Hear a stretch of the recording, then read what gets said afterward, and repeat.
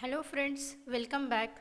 Bhagyashree here from domainresearch.com, and in this video I am going to show you a solution for how to fix FileZilla error. So let's see how to fix 530 login authentication field error.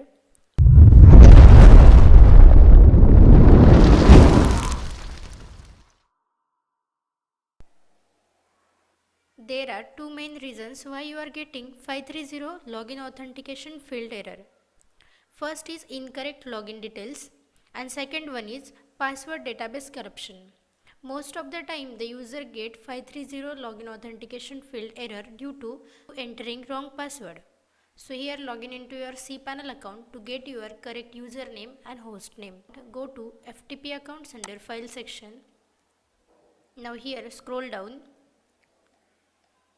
Just select your FTP account and click on configure FTP client to get your correct username and server name. So copy the username from cPanel and paste it here. Now the next is host name.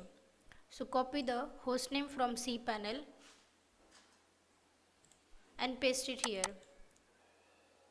Instead of host name you can also use server IP address as your host name. Now enter your FileZilla account password, enter your port number, that is 21, and click on quick connect button. Here I am getting 530 login authentication field error just because of entering wrong password. That means it needs to be reset. If you don't know how to do that, a pop-up will come up on the top right of the screen. Just click on that to go to our full video on how to reset your FTP account password. So here for demonstration purpose I am changing my FTP account password. For that just click on change password. Here enter your new password. Enter your password again and just click on change password. Now use this password to log in into your FileZilla account. Here enter your new password and just click on quick connect button.